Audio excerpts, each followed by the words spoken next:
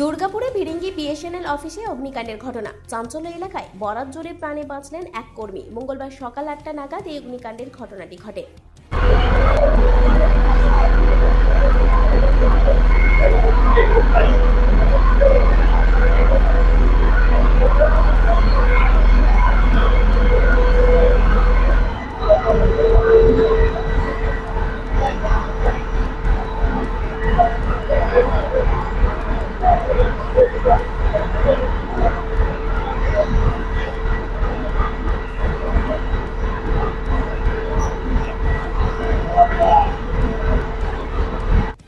Short circuit হয়েছিল, এসে তো শর্ট সার্কিট হয়ে 8টা 10-15 নাগাদ লেগেছে।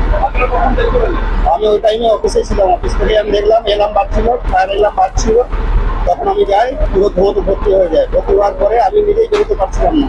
খুব কষ্টে বেরিয়ে আমি মেনটেন ইলেকট্রিকের যতক্ষণ মেনটেন ছিল সব অফ করে আমি বাজে বেরিয়ে যাই। দমকলকে দমকল এখন আগুন নিভে গেছে, আরও ধোঁয়াগুলো আছে। খবর পাওয়া মাত্রই ঘটনাস্থলে দমকলের একটি ইঞ্জিন শুরু আগুন নেভানোর কাজ।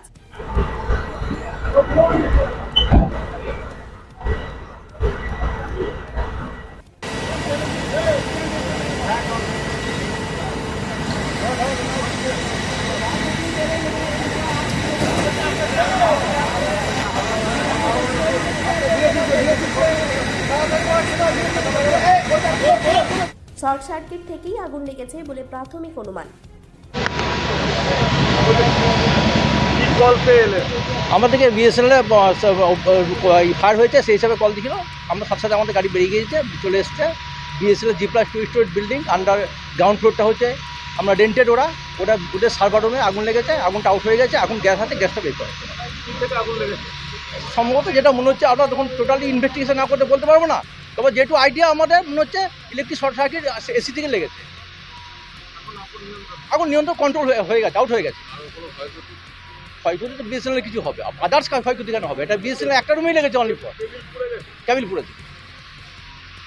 পুড়েছে, এসি পুড়েছে। Partha Sarathi Ghosh, station officer, Durgapur fire.